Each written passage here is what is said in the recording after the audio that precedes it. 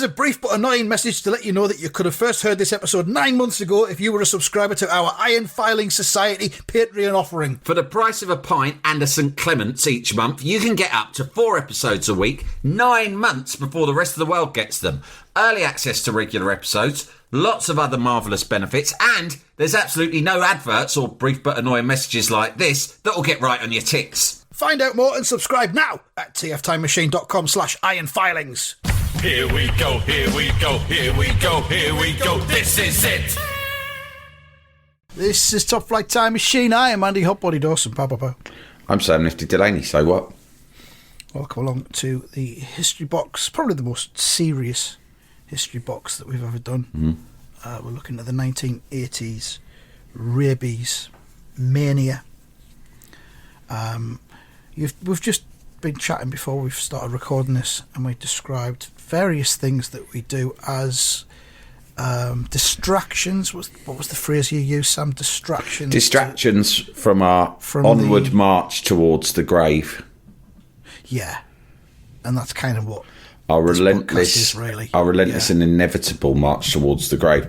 But, you know, I had lunch with my dad last week, and we had a conversation like this, and I was teasing him about the fact that he doesn't really like most films on the basis that he finds them implausible. My dad's like, one of the biggest words my dad can use as a criticism is implausibility. Anything that's implausible he has disdain for. And I was like, yeah, but I mean, you know, that's a pretty high bar to set. I mean, the whole point of fiction is that you suspend your disbelief a little bit, right? Of course you do. And E.T., for fuck's sake. I know. I said, what about Jaws? Right? You'd go, oh, there's no way there'd be a shark that big and they'd catch it anyway, blah, blah, blah. And he'd go, oh, well. Does he know? Huh? No, he didn't say that, but that is what he'd said. If I engaged him in a conversation about Jaws, he would claim to know about sharks, like any dad would of his generation. And he, you know, I was telling him, I said, look, I don't mind telling you, mate, I like Star Wars. And he just looked at me like, ugh. Like, what have I raised? Yeah. And I was like, I suppose you think that's implausible. He went, I think it's implausible, plus it's for children. I went, well, yeah, it is. I said, but, you know, you got to understand, this is the sort of thing that I do just to distract myself. He said, that's what everyone does about everything. He goes, it's the same with football. You're suspending your disbelief. Everything. Right. He went, every other animal is unaware of its own mortality. All it's aware of is its basic instincts and needs in that moment. The difference between us and all of the other animals is that we fucking know that we are dying. And that is why we fucking run around creating distractions for ourselves, because if not, we'd sit around crying all the time. I said, so what's the point of anything outside eating, drinking, and finding shelter? He actually said love was. He said love's the only thing that is worthwhile beyond survival. The rest is just artificial construct to distract ourselves from our mortality. Did he, hang on, just going back, pick up on something you said. Did he say that football is implausible? He said that football required a suspension of disbelief. Because I was saying, when West Ham are winning, I really enjoy it. But when West Ham are losing, it really brings home to me like how absurd going to football is, because like the whole fucking thing is so like boring and expensive and annoying. And he went, you're suspending your disbelief. When you're winning, you're imagining that there's a point to it, and when you're losing, you're just having to suspend your disbelief that one day you'll win again. You went, but it's all just another distraction, just like watching a film. Well, I guess that's and I that's said, us told. Anyway, it's nice to see you, Dad. I've got to go now, but thanks for the catch up. Yeah, it's been nice. Can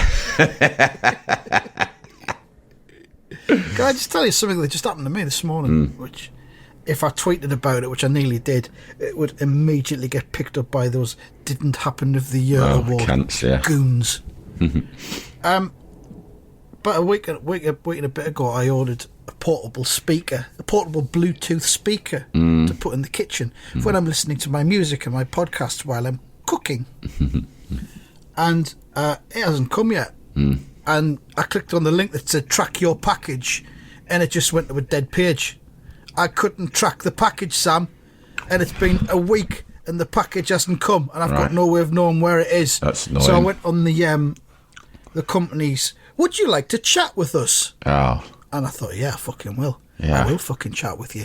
I'm going to ask you where this package is and how I can track it, because it's starting to get right on my fucking tits now. Yeah. So I went on and I chatted, and I gave them the order number, and I gave them my name, and I gave them my postcode and all the fucking information they required. And they went, I'll just look this up for you now on his little chat box on the screen. Blah, blah, blah, blah, blah. John, he was called. John is typing, classic. It was saying. Yeah. Fucking whatever it was. It's saying John is typing while John was supposedly typing. Blah, blah, blah, blah, blah. So John says, I see that your package is due to be delivered today. Here is a fresh tracking link, and here is your tracking number. I went, oh, all right then. That's great. Thanks very much. That's put my mind at ease. Thanks, John. Thanks, John. So I thought, let's try out this link and this tracking number, and let's see if it's legit, or if it's just fobbed us off. Tracking number, put it in. Sure enough, your order is due to be delivered today. 30 seconds later, bing bong doorbell. Wow. Yeah. Wow. And don't tell me it was John. All right. I was outside. I dared ask. Yeah. I dared ask, because, then we would have got into the realms of implausibility. And, what's even real at that point? Fucking So there hell. it is, 30 seconds later. So, well done, John. Fucking hell. Good work, John. You confounded our expectations there. That was not how I imagined that story was going to end, mate. No. What did you think? Where did you think it was going? Thought you were going to go postal in Sunderland city centre. Falling down. With a catapult. So, yeah. So, I like to say, if I posted that on Twitter, it would have just been, didn't happen. Yeah. It fucking did happen. Yeah. I'm lucky to have this platform to be able to share it. Where a place of a safe space, a place of trust. Yeah. If this place is nothing else, it's a safe space. Rabies. Where did we get up to, by the way? Do you remember? Are we still on the Wikipedia page for rabies? We might be, Well, maybe. I've been watching more videos, so I'm quite keen to get bang into the videos when we can, but I suppose we need a bit of context. Yeah, there's a 4-minute compilation of rabies information videos. But yeah, we're still on the Wikipedia page. I'm just trying to see if there's anything we can find that's interesting. I've got no idea what we talked about last time. I think it might have been something to do with vaccinations. What's going on? Rabies has been referred to as hydrophobia, a fear of water. It refers to a set of symptoms in the later stages when the person has difficulty swallowing, shows panic when presented with liquids to drink, and cannot quench their thirst. Oh my God. That does sound like something from a horror sci-fi. Have you ever felt that thirsty? Last night I was out and I'm not saying I was thirsty as a rabies victim, but I was pretty close. Yeah. The reason I knew I didn't have rabies was that I actually did crave water. I hadn't yet gone the full fucking circle where you're so thirsty, the last thing you want is water because you're parched and you think your throat won't be able to handle it. Got it? Yeah. My question to you is quite simple, Andy, and you haven't answered it, is have you ever in your life been very thirsty? Oh, have I ever been? Have you ever been? Have you ever been very thirsty? Listeners, get in touch. Have I ever been thirsty? Yeah. Asking me. Listeners, get in touch. Yeah. We want to hear your thirst stories. Have you ever been very thirsty? That's the question. Get 0800 495 4955. Have you ever been very thirsty? We don't just want people who've been moderately thirsty. We are looking for stories about people who've been very thirsty or have had rabies. Have you? I know they should save this for Friday, but have you seen the Giles Brandreth email? What about the postage and packaging? Yeah. Yeah. That seems implausible. We'll read it out on Friday. Yeah. It's good. I'm just seeing if there's any more rabies emails that have come in. I don't think there has been.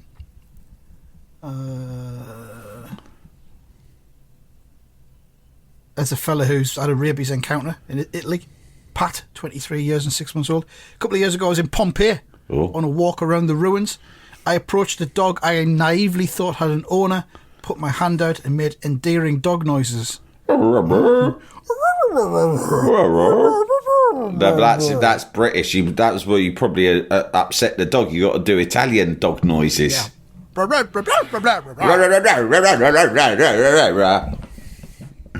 The dog growled and came at me. Yeah, I shit myself and tried to evade, but he jumped up and nipped me on my arse cheek. It suddenly became clear to me and all the shocked onlookers that the little cunt was a stray, just sunning it up in the ruins of Pompeii. What a way to live! It's a stray dog in Pompeii. I live in a dream, my friend. Yeah. I took myself to the on-site medical room where a nice old Italian bloke disinfected my arse and handed me a prescription for some antibiotics. Ah, there you go. Must happen a lot then. Yeah, another Brit get bitten by a rabies dog. No problem. I like that the ruins of Pompeii have an on-site medical room. That's good to know. Yeah. Whoa, what's happened there? Yeah. My mate got bit on the willy by I say bit. It was a nip. Just a nip.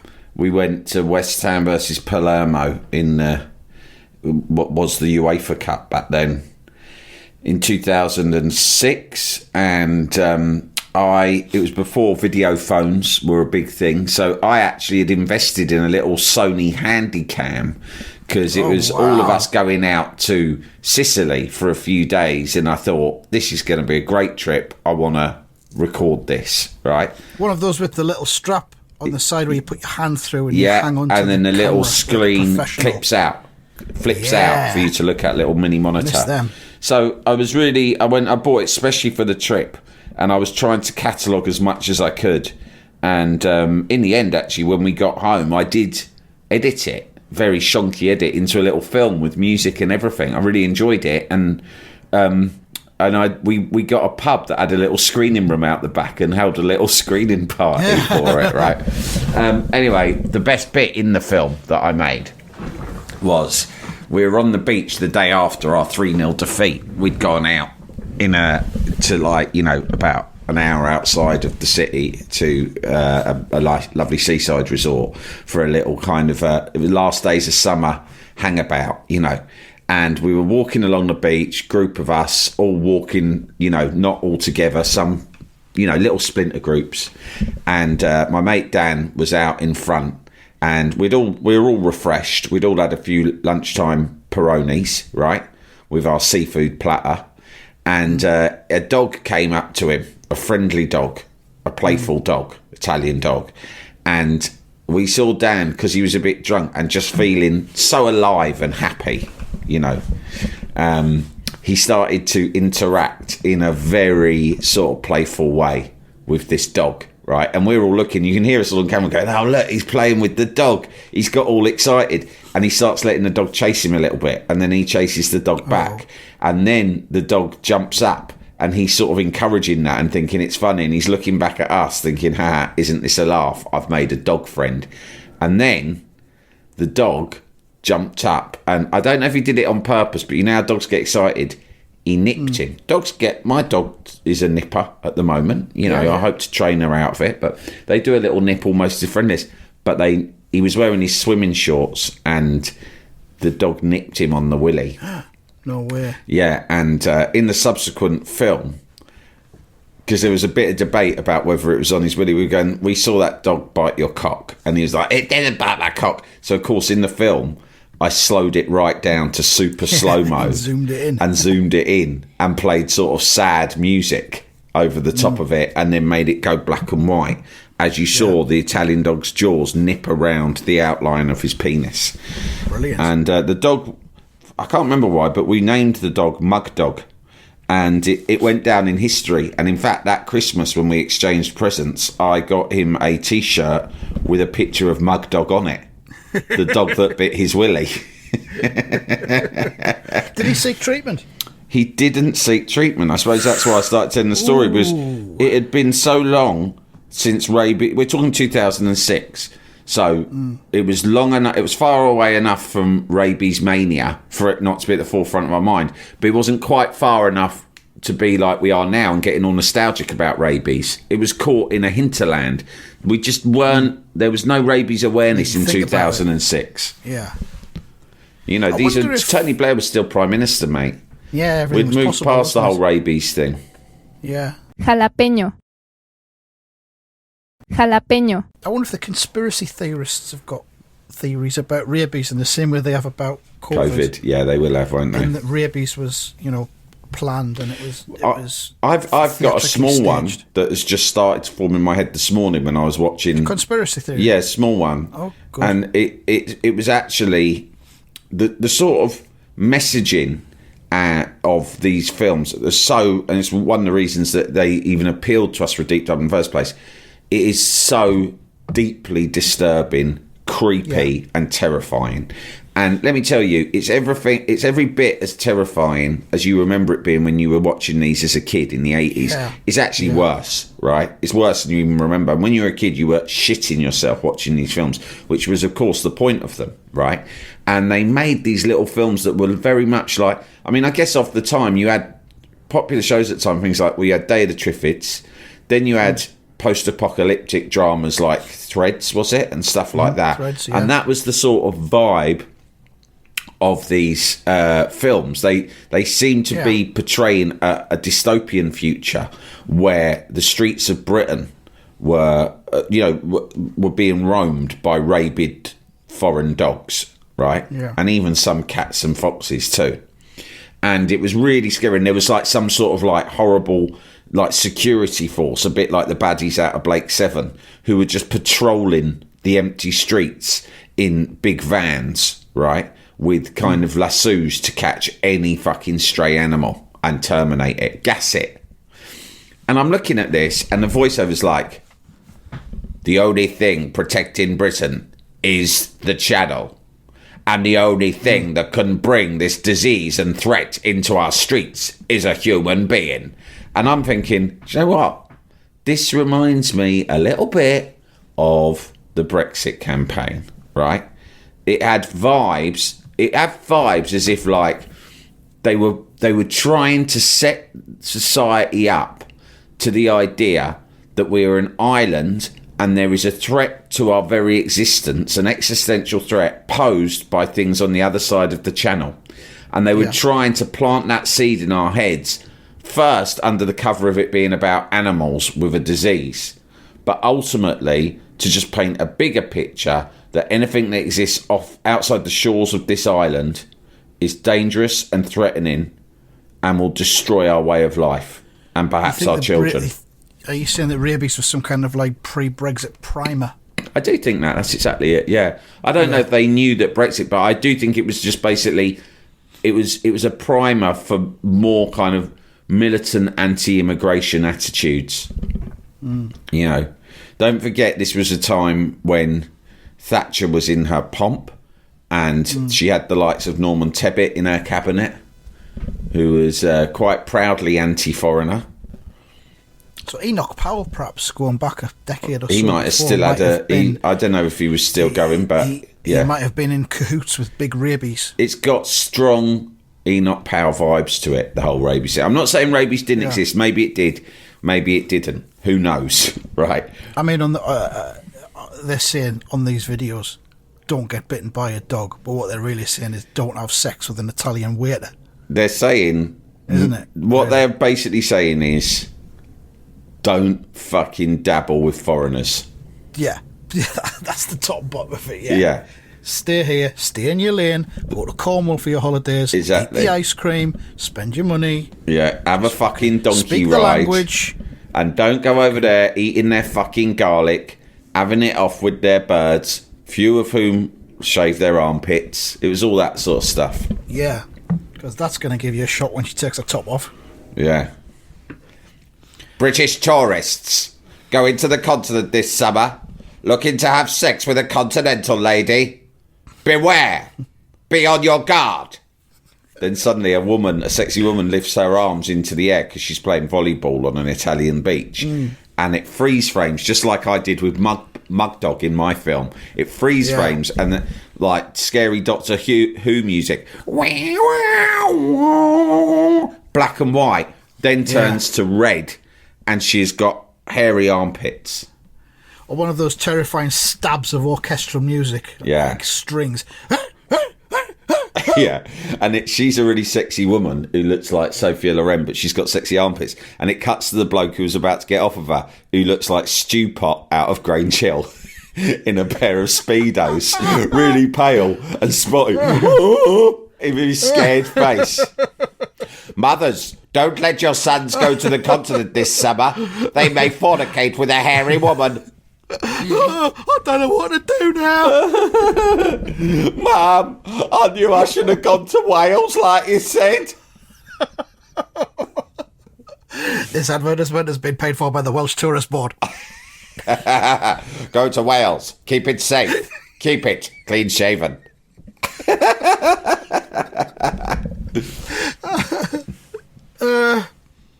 Yeah, I mean, rabies is terrifying if you do get it. The route of infection is usually, but not always, by a bite. In many cases, the infected animal is exceptionally aggressive, may attack without provocation, and exhibits otherwise uncharacteristic behaviour, which is basically having rabies. That's why it's going to give you rabies. When the virus reaches the brain, it causes encephalitis, which is the beginning of the symptoms. Once the patient becomes symptomatic, treatment is almost never effective, and mortality is over 99%, which we've mentioned before. Yeah, you are. So fucked. we hope if this series of podcasts saves just one life, it's done its job. So, and I like to think that it will somewhere down the line. Prevention. There's a lot of words on this Wikipedia. What I want to know is at what point the British government decided that they were going to put so much resource into a rabies awareness campaign. Because when you Google this, when you look at it on YouTube, we found a compilation, which we're going by for this deep dive, of all. There were so many films. And like I said before, these were not cheap films. A lot of public awareness films now, which they do less of. One of the reasons they do less of those films now, because we see them all the time, and we've talked about this before, is because health and safety measures were brought in, right? Yeah. In the late 90s and in the noughties, health and safety measures were brought in to just fucking stop British people dying for pointless reasons, right? Yeah. And so before, there was no health and safety measures, or very few, and they thought the best way to do it is allow the world to be dangerous. That's not the government's business. But at least educate people to say, look out for danger, you might die, right? Mm-hmm. Then they changed it, and they changed the obligation to be upon the institutions and businesses that created the danger in the first place, rather than just trying to educate the British public, which I think, and I think you think, we've discussed this a lot, is a better way round. So make things less flammable. That's your fucking obligation, right? Whereas before, say building contractors, they'd go, well, it's not our fucking problem. I mean, why shouldn't we make a fucking flammable building? It's the public's problem for being too stupid to not set it on fire. Right? And so I think it's much better now. But back then they had to do loads. Now they don't have to do loads because there's less fucking pointless deaths every year because the world has been rendered a safer place. And but now, if you do see them, like during COVID, a lot of them are quite cheaply made, Andy. They're like animated, like they've just been. Some kids made them on a laptop, and you hardly ever see them. They'll crop up at like just after midnight on BBC One. Yeah, and what will they be about? Fuck knows. Don't put your cock in a fucking plug socket. Not usually about not going down paths that aren't like legal or something. Don't go into a disused mine. Don't go into a quarry. Don't put your fridge out on the pavement for scrap collectors. Yeah, don't eat dog shit. Children, don't eat dog shit. It's bad for you. But rabies. Back then they spent so much money on them, Andy. There was so many of them, and a lot of them seem to have been shot on film. They're all shot on location. There was usually quite a large cast. A number of them, they actually did go abroad, it seems, to film, right? And the voiceovers, I'm pretty sure Jon Pertwee did a lot of them, and he wouldn't have come cheap, would he? No, exactly. Top dollar. Hello? Yeah, this is Pertwee. What's the deal? Rabies, is it? You got 30 seconds. Yeah, I'll do it, but my rate card, I'm going to have to charge you full rate card. Well, I don't care if it's for public interest. It's not in my interest. I'm not stupid. I'm fucking I'm fucking immunised, aren't I? I got a private doctor. I can go abroad. Anything can bite me. I'm protected up to the balls. Also, where I go on holiday, there's never any stray dogs. Fuck that. I go to a private island. At the head. I go to a fucking private island, me, and I ring her head to make sure all the dogs have been killed before I arrive. That was when Jon Pertwee was the richest man in Britain and one of the richest men in the world. And he still did his voiceovers, but boy, you had to pay through the nose. Listen, mate, if you don't like it, if you don't like the rates, that's fine. I'm happy to give you the number for Patrick Troughton. I believe he does a much more competitive fee, and he's got a lovely speaking voice. Oh no, you don't want Troughton, you want me. Best of luck getting people to watch it, though. Pay attention. You want me, because you know, when Pertwee speaks, the British public sit up and fucking listen. So either pay up or get off my private phone line. And by the way, how did you get this number? Since 1946, 26 cases of rabies have been reported in the United Kingdom, all imported. So 26 since 1946, and yet they're having these big campaigns about... Yeah, exactly. It must have been an epidemic or anything. Maybe it was rife on the continent, like maybe rife. Maybe and the Brits were like, we can't afford for that to come here. But again, Andy, if it was rife on the continent, surely we'd know about that. I mean, well, I don't know what the word rife means to you. It's not a word that everywhere. I use a lot. But now I've started using it, I can't stop. I just want to say rife everywhere. A lot. Using the word rife has become rife for you. Rife, yes. And like, rife would mean it's like epidemic. Yeah, it was like COVID. And that's why you take this sort of action. But surely if there was rabies everywhere in France and Spain and all the rest of it, that would be more of a famous thing. So this is what I'm saying, mate. I'm suspicious of the whole fucking rabies paranoia. I think it was manufactured. 6 cases between 2000 and 2018 in the UK. That's more worrying to me than the original one you said, because I thought it was out completely. That's 20 between 1946 and 2000. That's 20 in 54 years. But then 6 in the next 18 years. So 2. Those stats suggest it's more rife now than it was then. Possibly. So where are the adverts now? Well, exactly. Well, I mean, that's why we're doing this. Well, Pertwee's dead, of course. So who are they going to get to do it now? Jon Pertwee. Jon Pertwee actually does do loads of voiceovers and has a wonderful voice. A very rich voice. Almost as rich as his father's, yeah. Almost, but not quite. Could never be. No, you could never compete. 2 in 2001 from the Philippines and Nigeria. 1 in 2005 from a dog bite in Goa. 2005, there was a lot of people in Goa, wasn't there? It was fashionable to go there. It was fashionable, yeah. For British people. 2008, a dog bite, South Africa. 2012, dog bite, India. 2018, cat bite, Morocco. So there you are. Dog bite would be a good name for a band, wouldn't it? Like, especially like a sort of a cat bite in Morocco. Dog bite would be a good name for a punk band. We are Dog Bite. Yeah. It's got to be a group called Dog Bite. It fucking wants to be. It must be. Tell you what, let's leave it there and we'll have a look at the videos next week. Okay, fair enough. I've enjoyed this. It's only about 4 minutes of video, so I mean that'll take us about 3 weeks to do. Yeah, I've really enjoyed doing this episode. May I just say that now?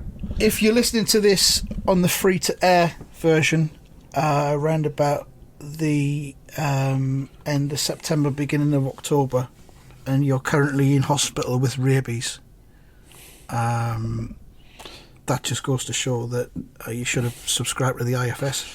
Yeah, because then you would have been fucking forewarned. When it comes to rabies, forewarned is forearmed, and the same goes for getting off with hairy women abroad. Yeah, but I mean, you might have been in that kind of circumstance over the summer and not known what to do.